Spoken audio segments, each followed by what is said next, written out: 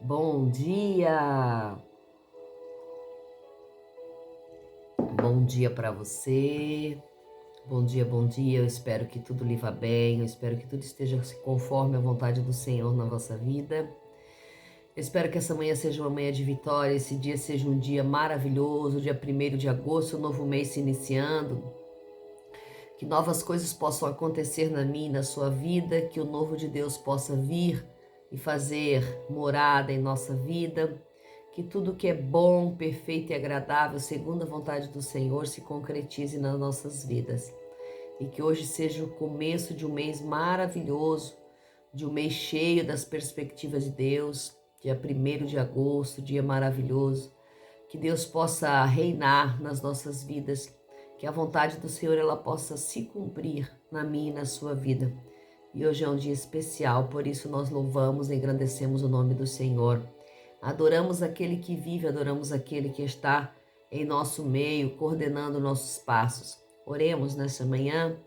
Soberano e infinito Pai, Senhor, nós te louvamos e te bendizemos nessa manhã. Te agradecemos por tudo, pelo esse dia maravilhoso, te agradecemos por despertarmos, te agradecemos por todas as bênçãos, Pai. Te agradecemos por termos forças dessa manhã de falar, de comunicar, temos forças de estarmos de pé. Te agradecemos, Deus, pelo ar que respiramos, por tudo que o Senhor nos dá a cada amanhecer. Sabemos que Tu tens o controle de todas as coisas e por isso colocamos tudo nas Tuas mãos e sabemos que nada pode acontecer sem a Tua permissão. E por isso Te adoramos e Te bendizemos nessa manhã. Em nome do nosso Senhor e Salvador Jesus Cristo. Amém. Glória a Deus. Que o Espírito Santo possa coordenar esse vídeo, que o Espírito Santo possa nos dar sabedoria ao falar, ao meditar na palavra do Senhor. E hoje nós estamos em Lucas capítulo 10, versículo 25 e diante, que vai falar sobre um mestre da lei que se levanta para questionar a Jesus, que diz assim: E eis que um certo doutor da lei pôs-se em pé e para pô-lo à prova disse: Mestre, que deveria fazer para possuir como herança a vida eterna? E Jesus lhe disse: O que está escrito na lei? Como lês? E ele respondeu: Amarás ao Senhor teu Deus com todo o teu coração e com toda a tua alma e todas as tuas forças e com toda a tua mente e ao teu próximo como a ti mesmo. Então lhe disse: Respondeste bem, faze isso e viverás. Mas ele, querendo justificar-se a si mesmo, disse a Jesus: E quem é o meu próximo? E Jesus respondendo disse: Certo homem descia de Jerusalém para Jericó e caiu nas mãos dos salteadores, os quais o despojaram de suas vestes e, causando-lhe muitas feridas, retiraram-se, deixando-o meio morto. E por casualidade um sacerdote vinha descendo pelo mesmo caminho, e quando o viu, passou de largo adiante dele. E da mesma maneira também descia um levita, e quando chegou àquele lugar, viu-o, mas também passou de largo adiante dele. Mas um samaritano que ia de viagem chegou até onde ele estava, e vendo-o, moveu-se de grande compaixão, e aproximando-se, atou-lhe as feridas, derramou sobre elas azeite e vinho, e montando-o sobre a sua própria cavalgadura, levou para a estalagem e cuidou dele. E no outro dia, quando ia partir, tirou 2 denários e deu ao hospedeiro e disse-lhe: Cuida dele, e tudo o que gastares a mais, quando regressar, eu te pagarei. Quem desses 3 te parece ter sido o próximo daquele que caiu nas mãos dos salteadores? E ele disse: Aquele que usou de misericórdia para com ele. Então Jesus lhe disse: Vai e faze o mesmo. Vemos nessa manhã que o Senhor está ensinando, que o Senhor está ministrando, que o Senhor está falando do reino, e de repente um doutor da lei, não era qualquer um, era um doutor, um homem com seus estudos, um homem culto, se levanta e para pôr à prova Jesus. Eles estavam sempre colocando Jesus à prova, eles estavam sempre tentando pegar Jesus na sua própria palavra, mas nunca conseguiam. Ele se levanta e põe Jesus à prova e diz para Jesus: Mestre, o que eu devo fazer para possuir a vida eterna? O que eu devo fazer para ter a vida eterna como herança? O que eu devo fazer para ter a vida eterna. E Jesus disse para ele: o que está escrito na lei? Como é que você lê o que você está escrito na lei? Você é estudado, você sabe ler e interpretar a lei. O que está escrito ali? Aí ele responde: está escrito que eu tenho que amar o Senhor meu Deus de todo o meu coração e de toda a minha alma, com todas as minhas forças, e ao próximo como a mim mesmo. Então Jesus disse: tá certo, é isso aí. Então fazes isso e viverás e terás a vida eterna. E aí o doutor da lei disse: mas quem é meu próximo? Querendo pegar Jesus mais uma vez. E aí Jesus, para responder de uma forma bem sábia, Jesus conta-lhe a parábola do samaritano. Jesus conta que um homem vinha descendo num lugar de um certo perigo e ele cai na mão de salteadores, cai na mão dos ladrões, a quais os ladrões o batem, roubam, ferem ele e deixam jogado na estrada meio morto.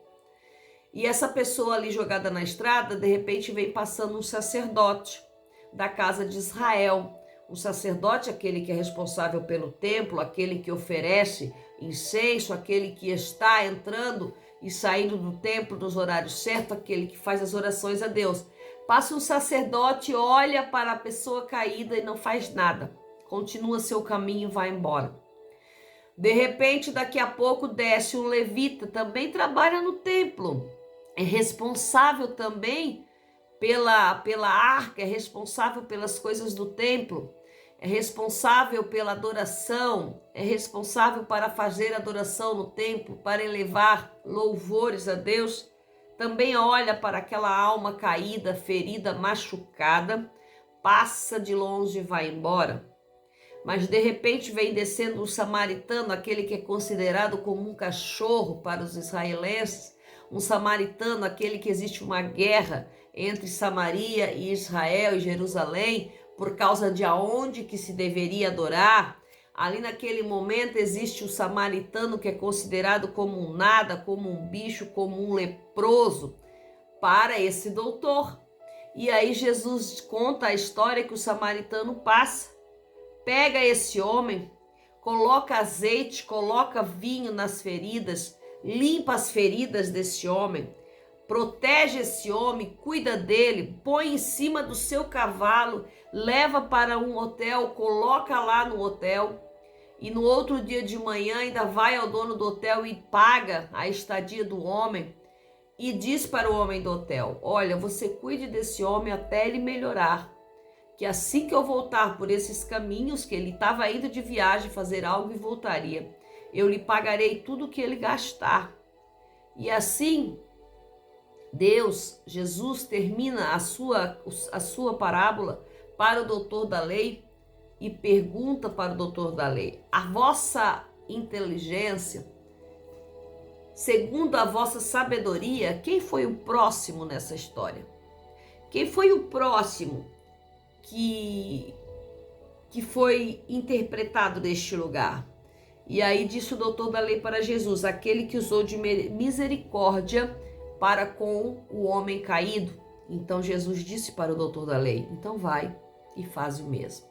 Assim ele teve a resposta de como ele deveria agir com as pessoas que necessitavam, de como ele deveria agir com aqueles que estavam caídos à beira do caminho, com aqueles que estavam machucados à beira do caminho, com aqueles que estavam sem expectativas na beira do caminho. Muitas vezes nós nos dizemos cristãos, crentes, servos de Deus e não olhamos para aqueles que estão deitados à beira do caminho. Muitas vezes agimos como sacerdotes, levitas, estamos nos púlpitos da vida, estamos nos altares das igrejas, estamos nos lugares a quais dizemos ser a casa de Deus. Mas quando vemos um próximo jogado à beira do caminho, bêbado, drogado, jogado na prostituição, jogado na desesperança, jogado naquilo tudo que é acometido a nossa vida, muitas vezes que o inimigo nos faz, porque ali ele foi atacado pelos salteadores, ele foi atacado pelo inimigo que veio para roubar, matar e destruir. Ele foi atacado por um inimigo feroz que queria matá-lo, mas não conseguiu matar. porque o Senhor não permitiu que matasse, mas o Senhor o deixou à beira do caminho para que houvesse misericórdia sobre a vida daquele homem, para que houvesse alguém que passasse e usasse de misericórdia. E Deus usou um samaritano, um considerado sem reputação, um considerado que não tinha valor algum diante daquela sociedade judaica. Um samaritano considerado um inimigo. Ali ele passou e usou de misericórdia para com aquele homem. E nós muitas vezes passamos de largo por aqueles que necessitam de misericórdia. Muitas vezes nós passamos de largo, nós deixamos para lá, porque cada um deve cuidar da sua vida nos dias de hoje. Cada um deve manter-se no seu caminho, no seu estatuto, diante das suas regras. E se alguém está precisando, não cabe a mim, cabe a outros. Cabe a outros fazer, não cabe a mim, então eu passo de largo. Não cabe a mim, não conheço, não sei quem é, então eu passo de largo. E nessa manhã o Senhor nos chama a atenção para que usemos de misericórdia, para que usemos de graça para com aqueles que precisam, para que usamos daquilo que o Senhor colocou sobre nós. Se o Senhor nos deu 1 denário, 2 denários, se o Senhor nos deu algo, uma possibilidade de levar para a estalagem, se o Senhor nos deu algo para que nós possamos ajudar, é nesta manhã que o Senhor está falando ao nosso coração. É tempo de ajudarmos o nosso próximo, é tempo de colocarmos as mãos à obra, é tempo de fazermos aquilo que seja necessário. Não é somente falar, não é somente dizer que temos um cargo eclesiástico, dizermos que somos pastores, missionários, que somos evangelistas, pregadores, que somos isso ou aquilo, porque quando vemos, passamos de largo. E nessa manhã o Senhor chama a nossa atenção. Passamos de largo quando sabemos que alguém está precisando e não vamos até ele. Passamos de largo quando sabemos que uma família está precisando e deixamos a continuar a precisar e não vamos até ela.